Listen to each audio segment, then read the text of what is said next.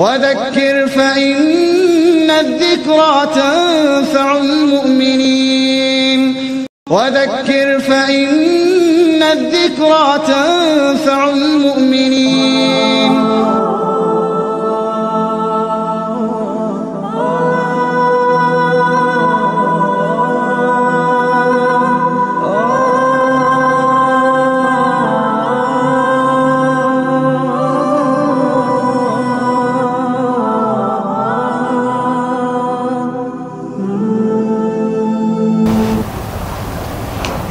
بسم الله الرحمن الرحيم إن الحمد لله نحمده ونستعينه ونستغفره ونؤمن به ونتوكل عليه ونعوذ بالله من شرور أنفسنا وسيئات أعمالنا من يهده الله فلا مضل له ومن يضلل فلا هادي له وأشهد أن لا إله إلا الله وحده لا شريك له وأشهد أن محمدا عبده ورسوله أما بعد أعوذ بالله من الشيطان الرجيم بسم الله الرحمن الرحيم أم حسبتم أن تدخلوا الجنة ولما يأتكم مثل الذين خلوا من قبلكم مستهم البأساء والضراء وزلزلوا حتى يقول الرسول والذين آمنوا معه متى نصر الله ألا إن نصر الله قريب.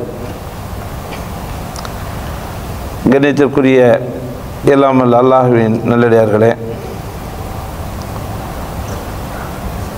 அல்லாஹ்வுடைய பேரல்லால் நாம் எல்லாம் இங்கே இஸ்லாமிய மார்க்க சொற்பொழிவை செவிடுவதற்காக அல்லாஹ்வுடைய இல்லத்திலே குழுமியிருக்கின்றோம். நாம் வாழ்ந்து கொண்டிருக்கக்கூடிய இந்த காலகட்டத்தில் இஸ்லாத்திற்கு எதிரான நிலைகளை உலகளாவிய அளவில் முஸ்லிம்கள் துன்புறுத்தப்படுவதையும், இஸ்லாத்திற்கு எதிரிகள் இஸ்லாத்தின் மீது படையெடுப்பதையும், அவர்களை அழிக்க அவருடைய முழு பலத்தையும் பிரயோகிப்பதையும் நாம் எல்லாம் தினமும் செய்திகளாக பார்த்து கொண்டிருக்கின்றோம். கஸாவினுடைய வீடியோ காட்சிகளை செய்தித்தாள்கள் வாயிலாக வீடியோவில் நம்ம பார்க்கின்ற பொழுது ஒரு காலகட்டத்தில் செய்திகளை இந்த ஊரில் கலவரம் நடந்தது, இந்த ஊரில் யுத்தம் நடந்தது, இத்தனை பேர் கொல்லப்பட்டார்கள் என்ற செய்தியை பார்ப்போம்.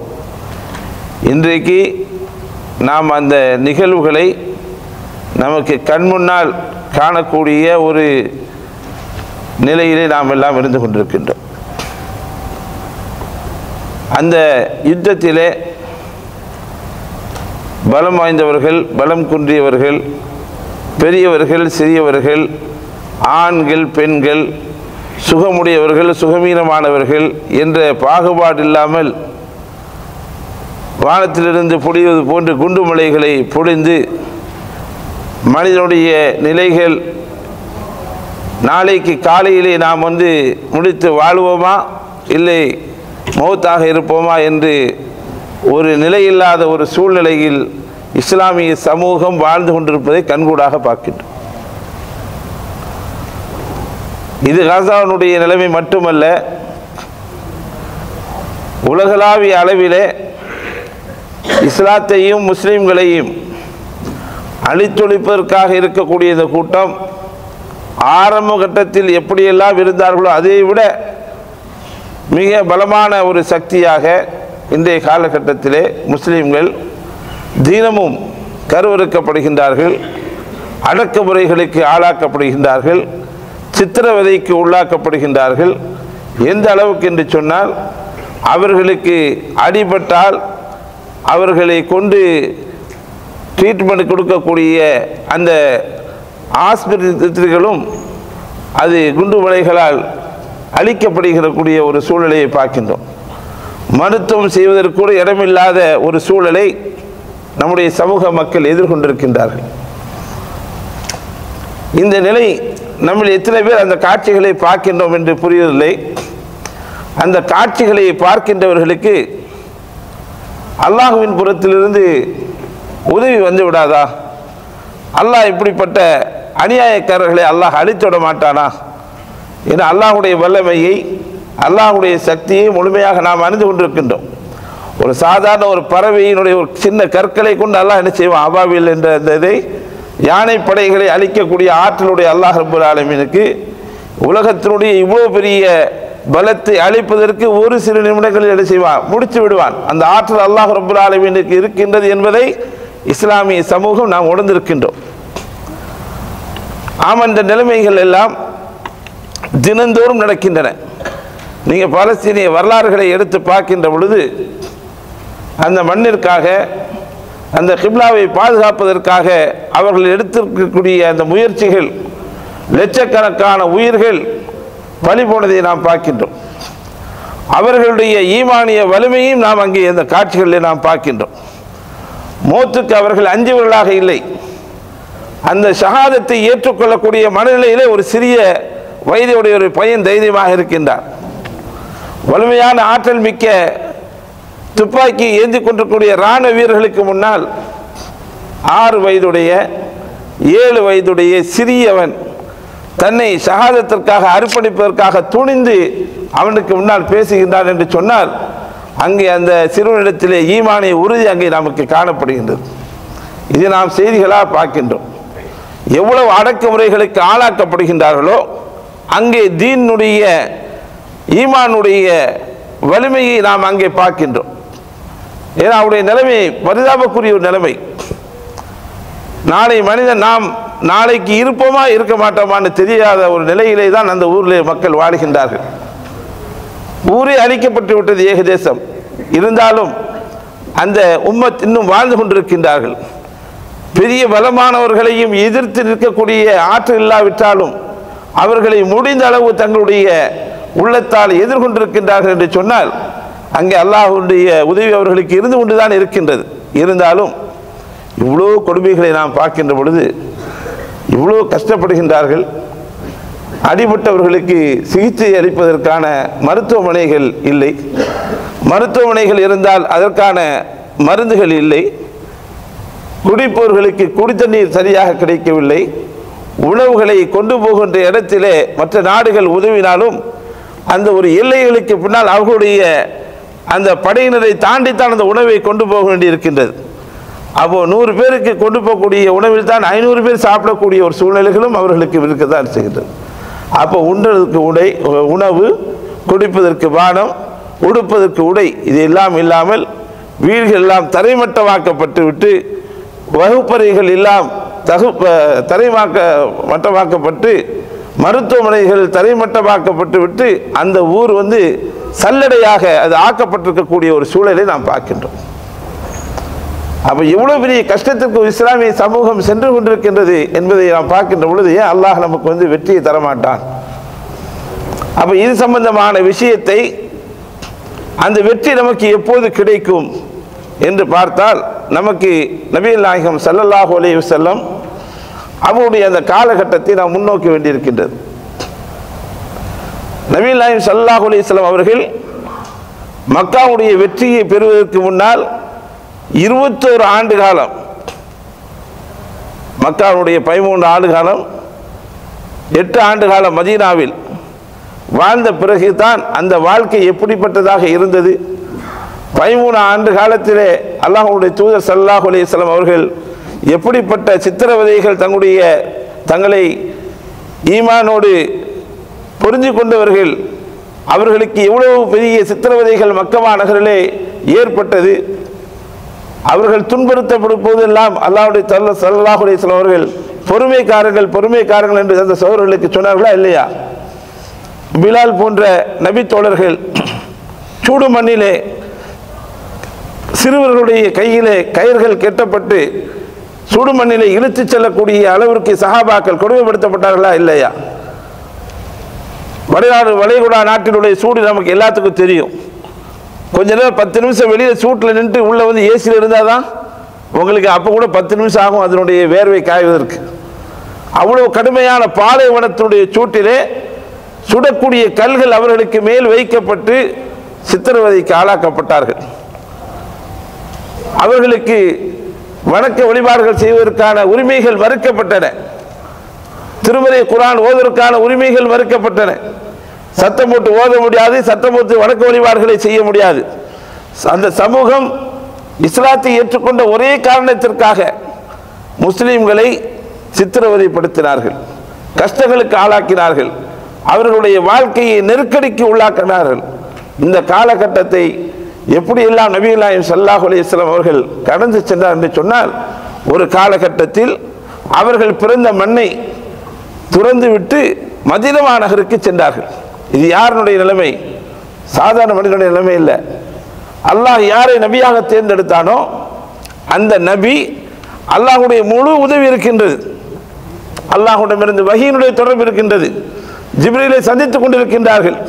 இருந்தாலும் மக்கா நகரத்தில் உடனே வெற்றி அல்லாஹ் கொடுத்துடல, நபிக்கு கொடுத்துல. ஈமான் கொண்டார்களே அவர்களுக்கு கொடுக்கல.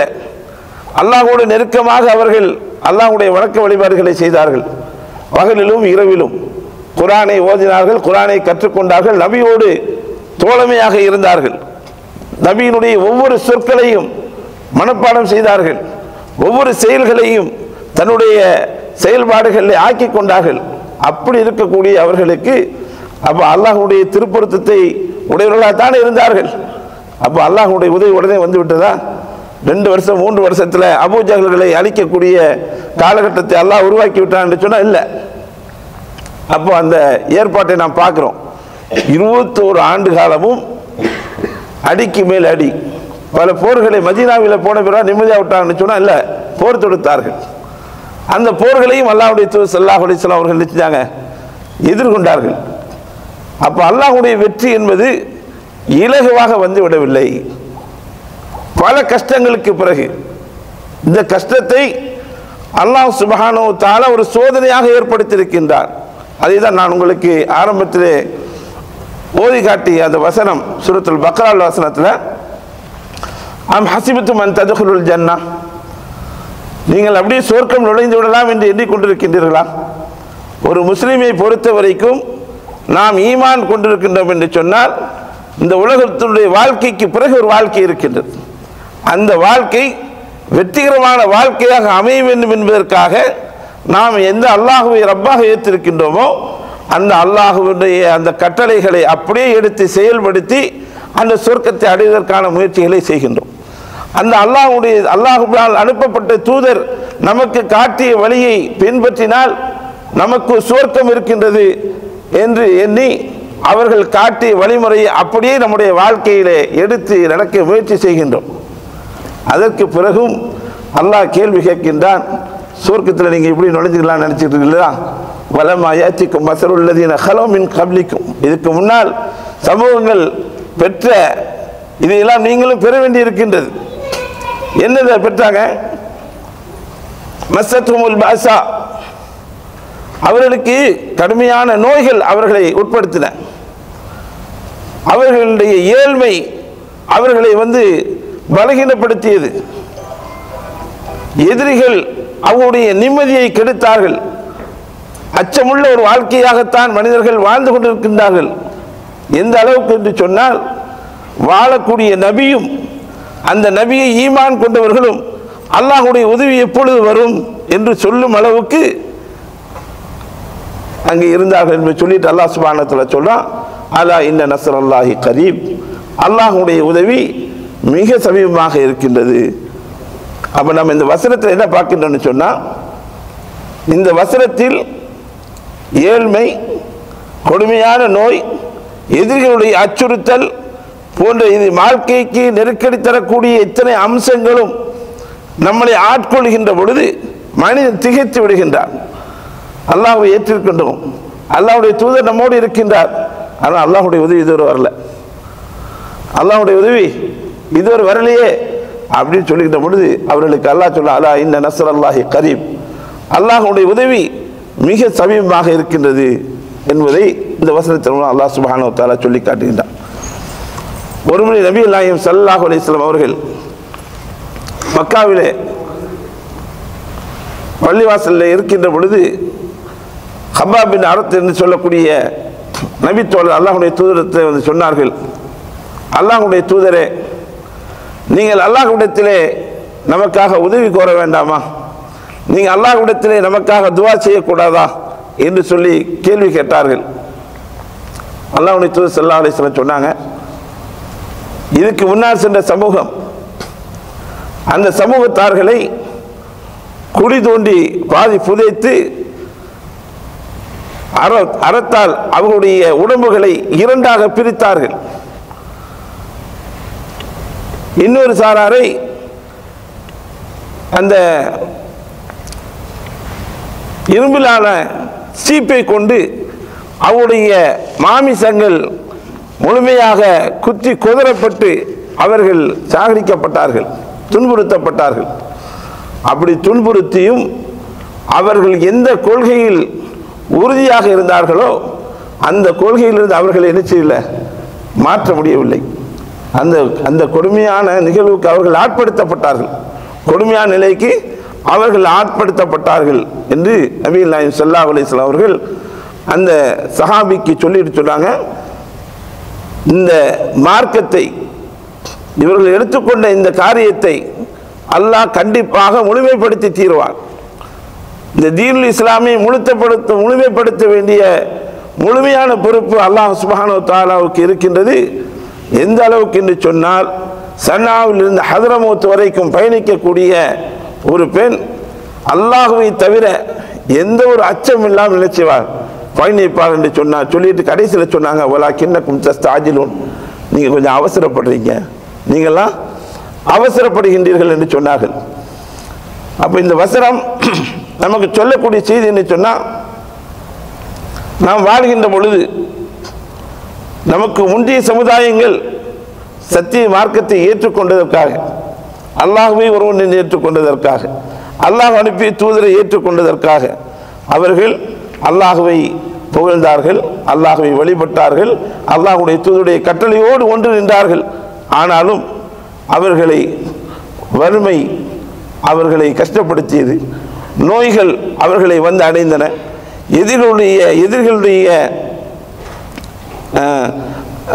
எதிரிகளுடைய பயத்தினால் அவர்கள் அச்சப்பட்டார்கள், அந்த அளவிற்கு நெருக்கடிகளுக்கு உள்ளாக்கப்பட்டார்கள். இது மனித சமூகத்துக்கு உள்ள சுன்னத்தான். அல்லாஹ் இதை எதை செய்கின்றான் சொன்னால், எதற்காக செய்கின்றான் என்று சொன்னால், இன்னொரு வசனத்தில் அல்லாஹ் தாலா குறிப்பிடுகின்ற பொழுது சொன்னா, ஹஸிபன்னாஸ் அன் யுத்ரகு அன் யகூலு ஆமன்னா வஹும் லா யுஃப்தனூன், நீங்கள் அல்லாஹ்வை ஏற்றுக்கொண்டோம் என்று ஈமான் கொண்டு விட்டால் உங்களை அல்லாஹ் அப்படியே விட்டு விடுவான் எண்ணிக்கொண்டீர்களா? உங்களை சோதிக்க மாட்டானா? இதுக்கு முந்தைய சமுதாயங்களை அல்லாஹ் சோதித்திருக்கின்றான் என்று அந்த செய்தியில் அல்லாஹ் சுப்ஹானஹு வ தஆலா சொல்லி காட்டுவதை நாம் பார்க்கின்றோம். நபிகள் நாயகம் ஸல்லல்லாஹு அலைஹி வஸல்லம் உடைய காலகட்டத்தில்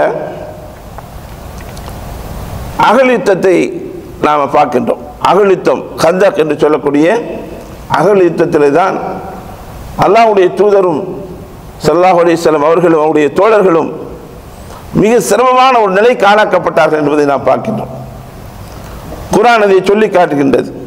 இது ஜாவுக்கும் மின் ஃபௌகிக்கும் வ மின் அஸ்ஃபல மின்கும் வ இத் ஸாகத்தில் அப்ஸார் வ பலகத்தில் குலூபுல் ஹனாஜிர் வ தظنون பில்லாஹி ظنونا, எதிரிகள் உங்களுடைய மேல் புறத்திலிருந்தும் கீழ்ப்புறத்திலிருந்தும் நினைச்சாங்க, உங்களை நெருக்கடிக்கு ஆளாக்கினார்கள். படியில மேல் பக்கத்திலிருந்து அது அதனுடைய அகல் போரில் மதீனாவை சுற்றி அகல் தோண்டப்பட்டிருந்தது. நபிகள் நாயகம் ஸல்லல்லாஹு அலைஹி வஸல்லம் அவர்கள் பட்டில் அந்த அகல் தோண்டுகின்ற பொழுது நம்ம ஹதீஸை கேட்டிருக்கிறோம். அகல் தோண்டுகின்ற பொழுது தன்னுடைய வயத்திலே கல்லை கட்டினார்கள் பசியின் காரணமாக. அப்படிப்பட்ட பசியில் எதிரிகளை எதிர்கொள்ளக்கூடிய ஒரு சூழ்நிலையில் கடுமையான ஒரு நிலையை நபிகள் நாயகம் ஸல்லல்லாஹு அலைஹி வஸல்லம் அவர்கள் அடைந்தார்கள் என்பதை குர்ஆன் வார்த்தைகள் சொல்லுகின்ற பொழுது வஸுல்ஸிலு ஸில்ஸாலன் ஷதீதா, கடுமையான நிலைக்கு அவர்கள் அலங்கோலப்பட்டார்கள், ஆட்டுவிக்கப்பட்டார்கள் என்று திருமறை குர்ஆன் சொல்லுகின்றது. இது யாரு கூட நடக்குதுங்க? அல்லாஹ்வோடு வஹி சுமந்திருக்கக்கூடிய தூதர் கூட இருக்கின்றார். அல்லாஹ்வுடைய தூதருடைய சொல்லை அப்படியே செவியிடக்கூடிய சஹாபாக்கள் அந்த கூட்டத்தில் இருக்கின்றார்கள். தியாகத்துக்கு மேல் தியாகம் செய்கின்றார்கள். வறுமை உச்ச நிலையில் இருக்கின்றது. எதிரிகள் ஆயுத பலத்தோடு அவர்களை எதிர்கொள்ள இருக்கின்றார்கள். சல்மான் ஃபார்சியினுடைய அறிவுரையின் அடிப்படையில் அகல் தோண்டப்பட்டு அங்கே வந்து எதிரிகளை எதிர்கொள்ளக்கூடிய ஒரு சூழ்நிலையில் குறிப்பிட்ட சஹாபாக்கள் அனுபவித்துக் கொண்டிருக்கின்றார்கள்.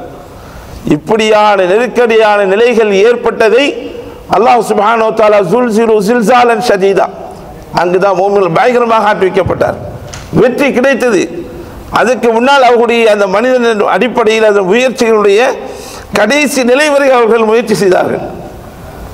அப்போ யுத்தத்தில் நம்ம வந்து கொஞ்சம் கற்பனை செய்து பார்க்க வேண்டும். அந்த காலகட்டத்தில் நாம் ஒரு நாள் நோன்பு இருந்து விட்டால், ஒரு நாள் தாகித்து இருந்து விட்டால், ஒரு நாள் பசியோடு இருந்து விட்டால் நம்முடைய நிலைமை என்னவாகின்றது?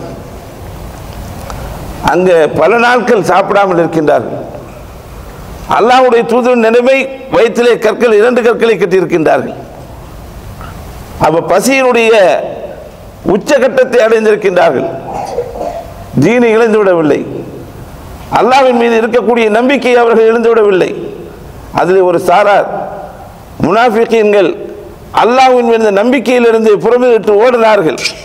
இது முகமதும் அல்லாஹும் உங்களுக்கு தவறான வாக்குறுதி அளித்து விட்டார்கள் என்று சொல்லி புறமிட்டு ஓடினார்கள்.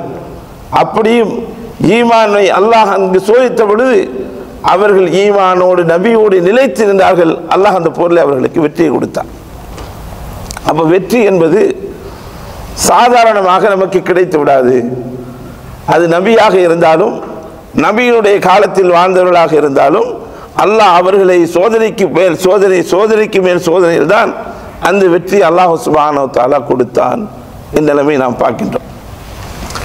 அருமைக்குரிய சகோதரர்களே, இதில் முக்கியமான சில விஷயத்தை மட்டும் நான் உங்களுக்கு சொல்லி என்னுடைய உரையை முடிவு செய்து சொல்கின்றேன்.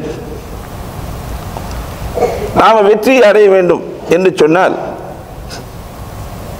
இது நான் சொன்னது வந்து குர்ஆனுடைய வசனத்துடைய சில நிலைகளை பற்றி உங்களுக்கு சொன்னேன்.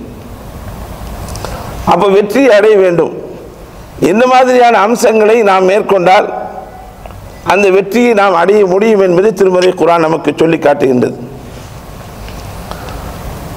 அல்லாஹ் குர்ஆனில் சொல்லுகின்றான், இன்னா லனன்சுரு ருசுலனா வல்லதீன ஆமனு ஃபில் ஹயாத்தித் துன்யா வ யௌம யகூமுல் அஷ்ஹாத்.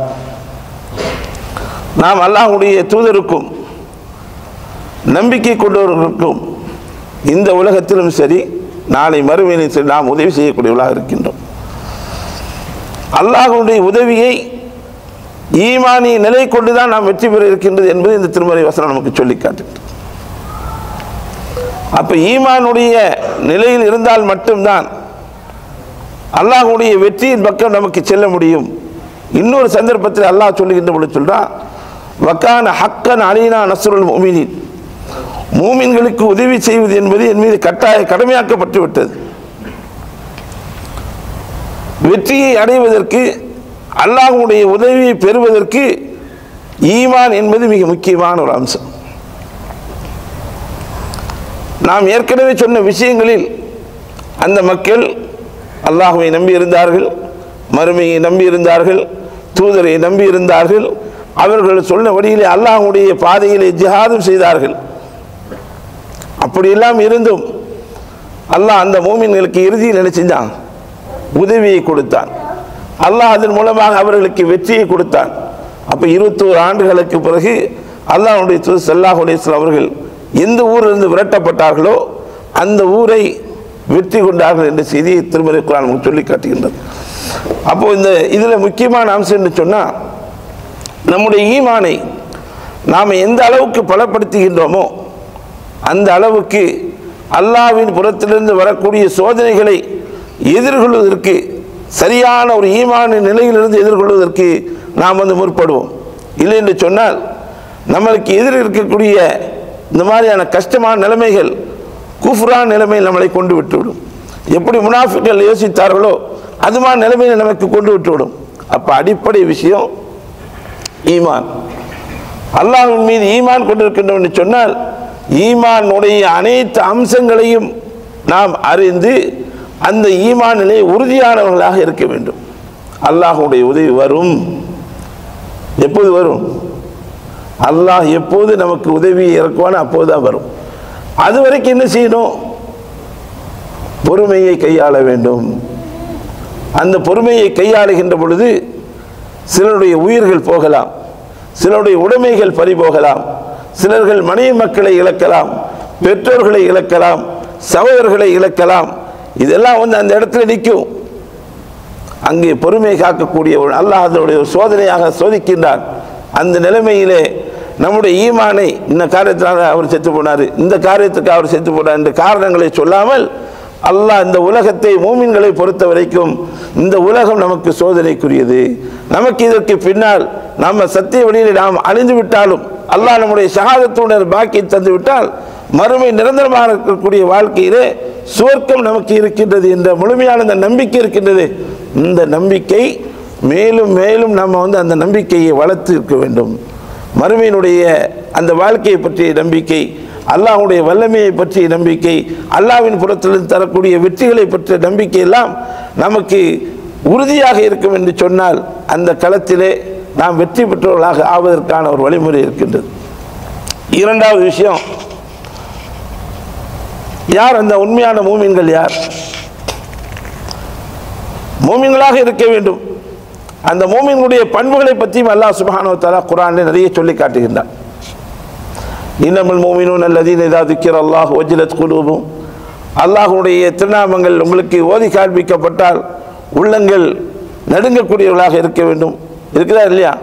அப்போ நம்முடைய ஈமானை நம் அளவுகோலாக எடுத்துக்கொள்வதற்கு நாம் அல்லாஹ்வுடைய வேதத்தை ஓதுகின்ற பொழுது, அல்லாஹ்வுடைய செய்திகளை செவியேற்கின்ற பொழுது நமக்குடைய உள்ளங்கள் எப்படிப்பட்டதாக இருக்கின்றது, மறுமை நமக்கு சொல்லி காட்டப்படுகின்ற பொழுது, சொர்க்கம் நரகம் பற்றிய செய்திகள் நமக்கு சொல்லி காட்டப்படுகின்ற பொழுது நம்முடைய உள்ளத்துடைய ஈமான் எந்த அளவுக்கு உறுதியானதாக இருக்கின்றது, எப்படி அல்லாஹ்வை நாம் பயப்படுகின்றோம் என்ற உரசலை நாம் ஒவ்வொருத்தரும் அந்த ஈமானுடைய நிலையை பற்றிய செய்திகளை நாம் அறிந்து வைக்க வேண்டும். அதில் உறுதியானவராக இருக்க வேண்டும். இது அல்லாமலும் அல்லாஹ் சுப்ஹானஹு வ தஆலா மூமின்களுடைய பண்புகளை பற்றி நிறைய சொல்லி காட்டுகின்றார். இருந்தாலும் இரண்டாவது விஷயமாக ஈமானுக்கு பிறகு தௌஹீதுடைய நிலைமையில் தௌஹீத் தான் ரொம்ப முக்கியமான ஒரு விஷயம். அல்லாஹ் சுப்ஹானஹு வ தஆலா இந்த பூமியை மூமின்களுக்கு நல்லமல்கள் செய்வதற்கு அல்லாஹ் தஆலா இந்த பூமியை தருவதாக அல்லாஹ் வாக்களித்தானே. அதில் முக்கியமான கடைசியில் என்ன சொல்லான்னு சொன்னால், யஅபுதூனனி, என்னை வணங்க வேண்டும், வலா யுஷ்ரிகூன பி ஷைஅன், எனக்கு இணை கற்பித்து விடக்கூடாது. அல்லாஹ் சுப்ஹானஹு வ தஆலா மூமின்களுக்கு வாக்களிக்கக்கூடிய விஷயத்தில் இந்த பூமியை மூமின்களுக்கு அல்லாஹ் தஆலா ஈமான் கொண்டு நல்லமல்கள் செய்தால் இந்த பூமியை உங்களுக்கு அல்லாஹ் என்ன செய்வான், கலீஃபா உங்களை ஆக்கி வச்சு விடுவான். அதில் சொல்லிக்கிட்டபடி சொல்கிறான், அந்த நிலைமை நம்மை அடைந்தாலும் எப்படி தருவான், யஅபுதூனனி லா யுஷ்ரிகூன பி ஷைஅன், அல்லாஹ்வை மட்டும் வணங்கக்கூடியவர்களாக இருக்க வேண்டும், அவனோடு யாரையும் இணை கற்பித்தவர்களாக என்ன செய்யக்கூடாது, இருக்கக்கூடாது. அருமைக்குரிய சகோதரர்களே, அல்லாஹ்வுடைய வெற்றியை நாம் எதிர்பார்க்கின்றோம், அல்லாஹ்வுடைய உதவியை நாம் எதிர்பார்க்கின்றோம். நம்முடைய சமூகத்தில் இருக்கக்கூடிய நீங்கள் நிலைமையை கொஞ்சம் பாருங்க. எந்த சமூகத்தில் கபர் வழிபாடுகள் பெருகி இருக்கின்றனவோ, எந்த சமூகத்தில் அவுலியாக்களுக்காக உருசுகள் எடுக்கப்படுகின்றனவோ, அல்லாஹ் அல்லாதவர்களுக்கான மரியாதைகளை செலுத்தக்கூடிய ஒரு சமூகம் வாழுகின்றது, அல்லாஹ்வுக்கு இணை கற்பிக்கக்கூடிய பெரிய சமூகம் வாழுகின்றார்கள். எப்படி நீங்கள் அல்லாஹ்வுடைய உதவி எதிர்பார்க்க முடியும்? என்ன நியாயம் இருக்கின்றது? படைத்த ரப்புல் ஆலமீனுக்கு கட்டுப்படாத நாம் அவனுக்கு இணை வைக்கக்கூடிய செயலை பகிரங்கமாக செய்யக்கூடிய நல்ல விளக்குகளை ஏற்றி நிறைய பொருளாதாரத்தை செலவு செய்து எவ்வளவுலாம் ஆடம்பரம் செய்யணும் அவ்வளவு செஞ்சு விட்டு அல்லாஹ்வுக்கு மாறு செய்யக்கூடிய ஒரு சமூகம் நம்ம சமூகத்தில் வாழ்ந்து கொண்டிருக்கின்றோமா இல்லையா? அப்ப அல்லாஹ்வுடைய வெற்றி நமக்கு எப்படி கிடைக்கும்? அப்ப நம்மிடத்திலே தௌஹீத் இல்லை, அல்லாஹ்வை மட்டும் வணங்க வேண்டும் என்ற அந்த ஈமானிய உணர்வு நமக்கு இல்லை, அல்லாஹ்வோடு இணை வைப்பு செய்கின்றோம். ரெண்டாவது எதிர்பார்க்கிறோம், நம்ம துவா கேட்டோம்னா அல்லாஹ் இருந்து உடனே என்ன செய்யணும், உதவி வந்து விட வேண்டும். எப்படி அல்லாஹ்வுடைய உதவி வரும்? இது ஈமானுடைய நிலை. ரெண்டாவது, தொழுகையை பேணி பாதுகாக்கக்கூடியவர்களாக நாம் இருக்க வேண்டும். தொழுகை என்பது மிகவும் முக்கியமான ஒரு அம்சம், ஒரு மூமினிடத்தில் இருக்கக்கூடிய மிக முக்கியமான பண்பு. அல்லாஹ் திருமறையில் சொல்லுகின்றபடி சொல்லுகின்றான், ஹாஃபிது அலா ஸலவாத்தி வஸ்ஸலாத்தில் உஸ்தா, நீங்கள் தொழுகைகளை குறிப்பாக நடு தொழுகையை பேணி பாதுகாத்து தொழுது வாருங்கள். வக்கூமு லில்லாஹி கானித்தீன், இன்னும் அதற்கு அல்லாஹ்விற்கு முற்றிலும் அடிபணிந்தவர்களாக நில்லுங்கள் என்று சொல்லுகின்றார். வக்கூமு லில்லாஹி கானித்தீன். அப்போ அல்லாஹ்வை தொழுவது என்பது இந்த விஷயத்தில் அல்லாஹ்வுடைய வெற்றியை பெற்றுத் தருவதற்கு மிக முக்கியமான அம்சங்களில் எங்கே ஈமான் இருக்கின்றதோ அதற்கு அடுத்தபடியாக தொழுகை இருக்கின்றது. அல்லாஹ்வுடைய தூதர் ஸல்லல்லாஹு அலைஹி வஸல்லம் அவர்கள் போர்க்களங்களை கண்டார்கள். அந்த போர்க்களத்திலும் தொழுகையை விட்டுவிடவில்லை. போர்க்களத்தில் எப்படி தொழுக வேண்டும், ஒரு பக்கம் எதிரிகளை முன்னின்று சொல்வார்கள், இன்னொரு சஃபு கிபிலாவை நோக்கி நிற்கும். ஆனாலும் அவர்களுக்கு தொழுகை மன்னிப்பு கிடையாது. தொழுகையினுடைய நேரம் வந்து விட்டால் இன்ன ஸலாத்த கானத் அல் முஃமின கிதாபம் மௌகூதா, பாருங்க அந்த அந்த போரினுடைய சட்டத்தை சொல்லுகின்ற பொழுது அடுத்து இறுதியாக அந்த வசனத்திலே அல்லாஹ் சுப்ஹானஹு வ தஆலா சொல்லுகின்றார், குறித்த நேரத்தில் உங்களுக்கு தொழுகை வந்து கடமையாக்கப்பட்டிருக்கிறது, அந்த நேரத்தில் தொழுதாகணும். தொழுகை இல்லாமல் நீங்கள் வந்து அல்லாஹ்வுடைய நெருக்கத்தை பெற்றுக்கொள்ளவே முடியாது. தொழுகை என்ற அந்த வணக்கம் அது யுத்த கலனாக இருந்தாலும் அதனுடைய நேரத்திலே நீங்கள் தொழுவது உங்கள் மீது கடமையாக இருக்கின்றது. அப்போ அல்லாஹ்வுடைய அந்த கட்டளைகளை நாம் எப்படி செய்கின்றோம் என்ற ஒரு கேள்வியை நாம் முன்வைத்துக்கிறோம். தொழுகையினுடைய விஷயத்தில் நான் அடிக்கடி இந்த அவையிலே பதிவு செய்கின்றேன். தொழுகையினுடைய விஷயத்தில் மற்றவர்களை எல்லாம் விட்டுவிடுங்கள். மற்றவர்களை விட இங்கு குழுமி இருக்கக்கூடிய நாம் தொழுகையினுடைய விஷயத்தில் எவ்வளவு பொறுப்பாக நாம் நடந்து கொள்கின்றோம். எல்லா தொழுகைகளையும் ஜமாத்தோடு நாம் தொழக்கூடியவர்களாக இருக்கின்றோமா? 5 நேர தொழுகைகளை நாம் தொழாமல் தொழுது கொண்டே இருக்கக்கூடியவர்களாக இருக்கின்றோமா என்ற கேள்வி ஒவ்வொருத்தரும் நம்ம கேட்டுக்கொள்கின்றோம். வெறும் அல்லாஹ்வுடைய வெற்றியை நாம் எதிர்பார்க்கின்றோம், அல்லாஹ்வுடைய உதவியை நாம் எதிர்பார்க்கின்றோம். சாதாரண இல்லை, நம் மீது கடமையாக்கப்பட்ட இந்த தொழுகையினுடைய நிலையில் நாம் எப்படி இருக்கின்றோம் என்று பாருங்கள். ஒரு பக்கம் ஷிர்க் செய்யக்கூடிய ஒரு சமூகம், இன்னொரு பக்கம் தொழுகை பள்ளி வாசல்கள் அலங்காரமாக கட்டப்பட்டிருக்கின்றன, குளிரூட்டப்பட்ட பள்ளி வாசல்கள் இருக்கின்றன, இருந்தாலும் தொழுவதற்கு ஆள் இல்லை. அரபு நாட்டில் வாழ்கின்றோம், ஃபஜ்ருடைய தொழுகைக்கு ஒரு சஃப் தான் வராங்க. மக்ரிபுடைய தொழுகையில் 6 சஃப் 7 சஃப் இருக்காங்க. எங்கே போச்சு இந்த 6 சஃப்? இந்த சமூகத்துக்கு அல்லாஹ் வெற்றி கொடுத்துருவானா? எப்படிப்பட்ட சமூகத்தை அல்லாஹ் தஆலா சோதனைக்கு மேல் சோதனைக்கு உட்படுத்தப்பட்ட அவர்களுக்கு வெற்றியை கொடுத்தான். நாம சோதனையில் ஆரம்பத்தில் ஃபெயிலாக போயிடுவோம். நம்முடைய தொழுகையினுடைய நிலை அவ்வளவு பலகீனமாக இருக்கின்றது. வாங்க சொன்னவுடன் பள்ளியிலே செல்வதற்கு உடனே சென்று அந்த ஃபர்தான தொழுகையை தக்பீர் தஹரீமா ஓடி தொழக்கூடிய நாம் எத்தனை பேர் இருக்கின்றோம்? கொஞ்சம் நினைத்து பாருங்க. நான் உங்கள்கிட்ட ஆரம்பத்தில் பலஸ்தீனுடைய நிலைமையை சொன்னேன். அந்த நாட்டில் இவ்வளவு அழிக்கப்பட்ட பிறகும், பள்ளி வாசல்கள் மட்டமாக்கப்பட்ட பிறகும் கிடைக்கக்கூடிய இடத்துல கையில் கிடைச்ச துண்டை தூக்கி போட்டுக்கிட்டு தொழுறாங்களா இல்லையா? பார்த்தீங்களா இல்லை? வீடியோ பார்க்குறீங்களா இல்லையா? செய்தித்தாள்களில் உணவு கிடைக்கல, போதுமான தண்ணீர் கிடைக்கவில்லை, தொழுவதற்கான இந்த குளிரூட்டப்பட்ட பள்ளி வாசல்களால் தரைமட்டமாக்கப்பட்டிருக்கின்றது. அந்த இடத்திலே மக்கள் ஆணும் பெண்ணும் தொழக்கூடிய ஒரு நிலைமையை நான் பார்க்கிறேன். அல்லாஹ் நமக்கு அதை விட வசதிகளை அல்லாஹ் நாம் வழங்கி இருக்கின்றான். அருமைக்குரியவர்களே, வெற்றி அல்லாஹ் தரவில்லை என்று வருத்தப்படுவதற்கு முன்னால் அந்த வெற்றிக்கு தகுதியானவர்களாக நாம் இருக்கின்றோமா இல்லையா என்ற கேள்வியை நம்ம கேட்கிறோம். அப்ப தொழுகையில் எங்கே இருக்கின்றோம்? நாம அல்லாஹ்வுடைய வெற்றி நமக்கு எப்பொழுது கிடைக்கும்? இன்றைக்கு பலஸ்தீன்காரில் விட்டுருங்க, நாம் வாழக்கூடிய இந்திய தேசத்தினுடைய நிலைமை என்ன? நமக்கு யார் ஆட்சி, நம் மீது யார் ஆட்சி செய்து கொண்டிருக்கின்றார்கள்? எப்படிப்பட்ட நிலைமைகள் நம்மோடு இருக்கின்றன? அவர்கள் தங்களுடைய காரியத்தில் வெற்றிகரமாக நடந்து கொண்டிருக்கின்றார்கள். இஸ்லாமிய சமூகம் திரிந்து விட்டதா? அவர்கள் வந்து விட்டதனால் நம்முடைய ஈமான் அதிகரித்து விட்டதா? நம்முடைய செயல்பாடுகள் மாறிவிட்டனவா?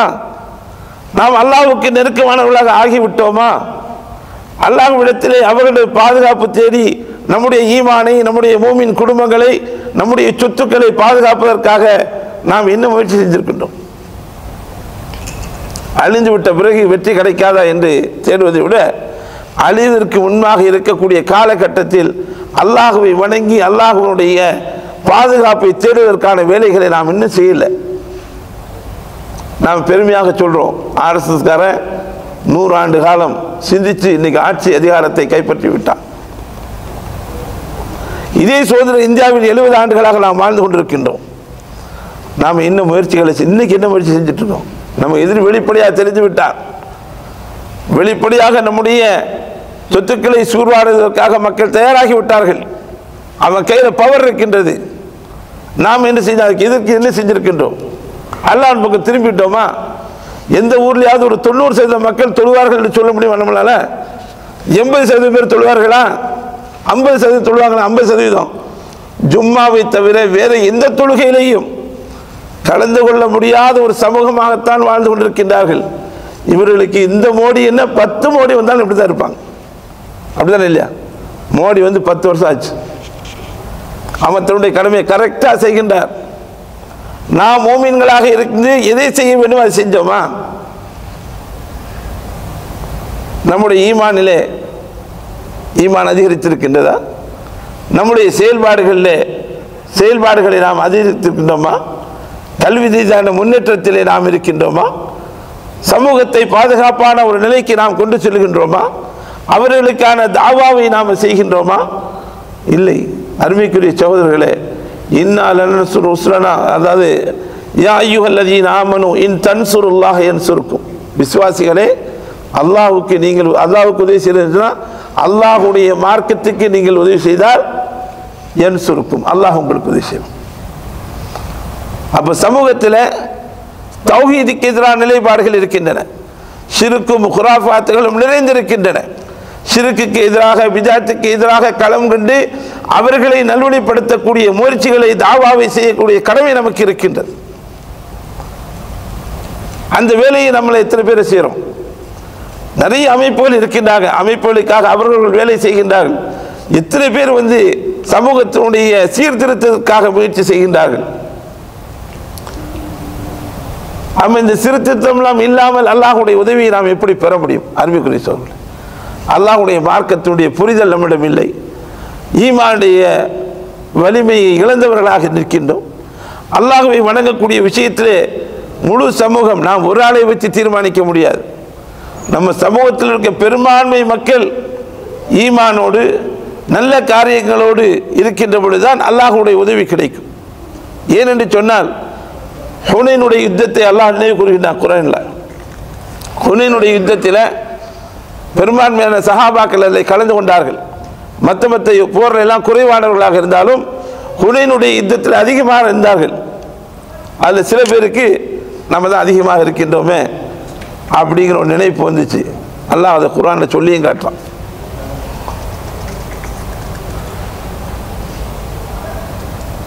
அந்த நிலையை நமக்கு இன்றைக்கு அதான் சொன்னாங்க, பெரும்பான்மையை நம்ம எல்லாம் ஒன்றுபட்டோன்னு சொன்னால் எல்லாம் செஞ்சிடலாம் சொல்லி. நம்ம ஒன்றுபட்டாலும் அல்லாஹ்வுடைய உதவி இல்லாமல் வெற்றி கிடையாது.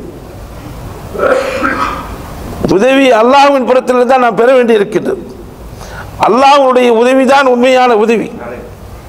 மனிதன் எவ்வளவுதான் பலமானவனாக இருந்தாலும் சரிதான், எவ்வளவு பலமான ஆயுதங்களை பிரயோகிக்கக்கூடியவனாக இருந்தாலும் சரிதான், அது அல்லாஹ்வுடைய வல்லமைக்கு முன்னால் ஒன்றுமே இல்லை. அல்லாஹ்வை எஞ்சக்கூடியவர்கள் யாருமே இல்லை. அல்லாஹ்வுக்கு கீழே தான்.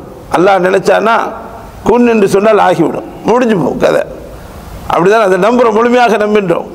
அப்போ அல்லாஹ்வுடைய வலிமைகள் அந்த இடத்துல இருக்கின்றது. ஆனால் நம்முடைய வலிமை தான் பலகீனமாக இருக்கின்றது. நாம் மூமின்களாக இருக்கின்றோமா இல்லையா, தொழுகையாளியாக இருக்கின்றோமா இல்லையா என்பதை நாம் ஒவ்வொருத்தரும் சிந்திக்க கடமைப்பட்டிருக்கின்றோம். அருமைக்குரியவர்களே, வெற்றியினுடைய பாதைகள் திருமறை குர்ஆன் நமக்கு நிறைய வசனங்களின் மூலமாக, நபிமார்களுடைய சரித்திரத்தின் மூலமாக நம்முடைய வாழ்க்கையை நாம் எப்படி தீர்மானிக்க வேண்டும் என்பதை குர்ஆன் சொல்லுகின்றது. இந்த குர்ஆனை நாம் எப்படி ஓதுகின்றோம்? இந்த குர்ஆனுக்கும் நமக்கு என்ன தொடர்பு இருக்கின்றது? ஒரு கணம் சிந்தித்து பாருங்கள். குர்ஆனோடு தொடர்பு, ஈமானோடு உள்ள தொடர்பு, இபாதத்தோடு உள்ள தொடர்புகளை நாம் எவ்வளவு இருக்கின்றோம். அப்போ நம்ம அதிலெல்லாம் பலகீனமாக இருந்துட்டு அல்லாஹ்விட்ட போய் வெற்றி எதிர்பார்க்கட்டும். இன்னும் சொல்ல போனால் இன்றைக்குள்ள சோசியல் மீடியாக்கள் பரவி இருக்கக்கூடிய செய்திகள் நாம் பார்க்கின்ற பொழுது ஒரு குற்றச்சாட்டை வைப்பார்கள். இத்தனை இஸ்லாமிய நாடுகள் இருக்கின்றன, ஏன் இவர்களுக்கு எதிராக களமிறங்க மாட்டார்கள் என்று சொல்லுகின்றோம். அப்படிதானே எல்லாம் சொல்கிறோம். உங்கள் நிலைமையெல்லாம் பார்க்குறோம். கசால் நடக்கக்கூடிய சம்பவமாக இருந்தாலும் சரிதான், இந்தியாவில் வந்து முஸ்லீம்கள் பாதிக்கப்படுவதாக இருந்தாலும் சரிதான். இத்தனை இஸ்லாமிய நாடுகள் இருக்கின்றன, அவர்கள் பெட்ரோலை நிறுத்திவிட்டால் நம்ம வந்து பெட்ரோல் கிடைக்காம அவனை நினைச்சலாம், நெருக்கடிக்கு உள்ளாக்கலாம், செய்ய மாட்டார்கள் என்று சொல்லினார். இந்த கேள்வி கேட்கக்கூடிய நியாயமான கேள்விதான். இருந்தாலும் நீ அவர்களை கேள்வி கேட்க முன்னால் உன்னை கேள்வி கேட்டுக்கொள். எனக்கும் அல்லாஹ்வுக்கும் என்ன தொடர்பு இருக்கின்றது என்று கேள்வி கேட்டுக்கொள். அல்லாஹ்வுடைய வணக்க வழிபாடுகளை ஒழுங்காக நான் செய்கின்றேனா என்று கேள்விகள். அப்படி அந்த சொல்லக்கூடிய ஒரு பெரும்பாலானுடைய வாழ்க்கை வழிமுறைகளை பார்த்தால் நியாயஸ்தர்கள் நியாயம் பேசுவார்கள். அவர்கள் தங்களுடைய வாழ்க்கையில் அந்த நியாயத்தோடு நடந்து கொள்வார்களா என்று இருக்க மாட்டாங்க. தொழுகை எடுத்துக்கொள்ள, தொழுகை வச்சு தான் பேசணும், தொழுகை வைத்து தான் பேச வேண்டும். ஏன்னா திரும்ப திரும்ப பேசப்பட வேண்டிய ஒரு விஷயம், அது மீண்டும் மீண்டும் மக்களுக்கு அறிவுறுத்தப்படக்கூடிய விஷயம். தொழுகை என்பது ஒரு சிறப்புக்குரியது அல்ல, அல்லாஹ் நம் மீது கடமையாக்கப்பட்டது. 5 நேர தொழுகையை முகம்மதுடைய இந்த உம்மத்து மீது அல்லாஹ் கடமையாக்கி இருக்கின்றான். அந்த கடமையை தவறினால் குற்றவாளிகள் நாம். அப்போ தொழுகையை விடக்கூடிய முழு சமுதாயம் குற்றவாளி சமுதாயமா இல்லையா? நான் இப்போ பிரசன்டேஜ் சொன்னேன் உங்கள்கிட்ட, வெள்ளிக்கிழமை கூடக்கூடிய கூட்டம் மற்ற நாளில் கூடுவதில்லையே. தொழுகையில் மன்னிக்கப்பட்டு விட்டதுமா குறிப்பிட்டவர்களுக்கு? இல்லை, தொழுகையை பற்றிய விழிப்புணர்வு இருந்தும் அவர்களை இந்த உலக ஆசாபாசங்கள், உலகத்தினுடைய அந்த பொருளாதார தேட்டம், தன்னுடைய குடும்பத்தை பற்றிய கவலைகள் எல்லாம் அந்த நிலையில் இருந்து அவர்களை மாற்றி இருக்கின்றது. அப்ப அல்லாஹ்வோடு தொடர்பெல்லாம் வேண்டாம், உலகத்தோடு தொடர்பு இருந்தால் உலகத்தை வெற்றி கொண்டு விடலாம்.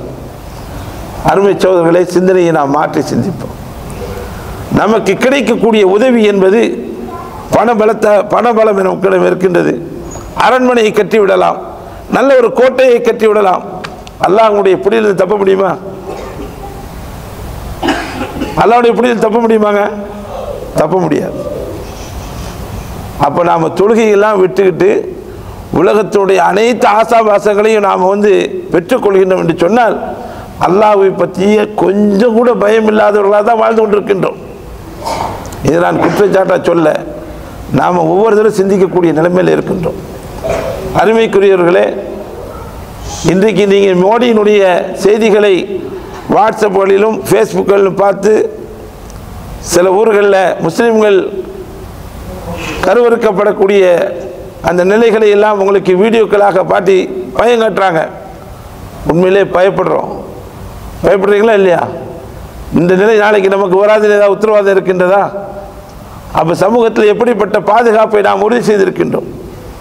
என்னுடைய பாதுகாப்பை நான் அல்லாஹ்வை வைத்து தான் உறுதி செய்ய வேண்டியிருக்கின்றது, ஈமானை வைத்து தான் உறுதி செய்ய வேண்டியிருக்கின்றது. நம்முடைய துஆக்களை அல்லாஹ் ஏற்றுக்கொள்ள, அல்லாஹ்வுடைய உதவியை பெற வேண்டும் என்று சொன்னால் என்னுடைய ஈமான் வளம் பெற்றதாக இருக்க வேண்டும், என்னுடைய அமல்கள் சரியானதாக இருக்க வேண்டும், தொழுகையிலே நான் கரெக்டாக இருக்கணும். அந்த நிலைமையில் நாம் இருக்கின்றோமா? இந்த கேள்விகளை நாம் வந்து நிலைநிறுத்துங்க. அல்லாஹ்வுடைய வெற்றி அல்லாஹ்வின் புறத்தில் இருந்தான் இருக்கின்றது. அந்த வெற்றியை நாம் பெற வேண்டும் என்று சொன்னால் சில அம்சங்களை நான் உங்களுக்கு சொன்னேன். முதல்ல ஈமான், நம்முடைய அகீதா, நம்முடைய தொழுகை, இதுவெல்லாம் சரியானதாக அமைய பெறுகின்ற பொழுதுதான் அல்லாஹ்வுடைய உதவியை நாம் பெறக்கூடிய மக்களாக ஆக முடியும். ஆகவே அருமைக்குரிய சகோதரர்களே, நான் சொன்ன செய்தியை நானும் செயல்பட்டு நீங்களும் உங்களுடைய வாழ்க்கையிலே செயல்படுத்தி அல்லாஹ்வுடைய உதவியை பெறக்கூடிய மக்களாக, அல்லாஹ்வுடைய திருப்பொருத்தத்தை பெறக்கூடிய மக்களாக எல்லாம் வல்ல ரப்புல் ஆலமீன் ஆக்கியல் புரிவானாக. வாஹிரு தாவானா அல்ஹம்துலில்லாஹி ரப்பில் ஆலமீன். الذكرى تنفع المؤمنين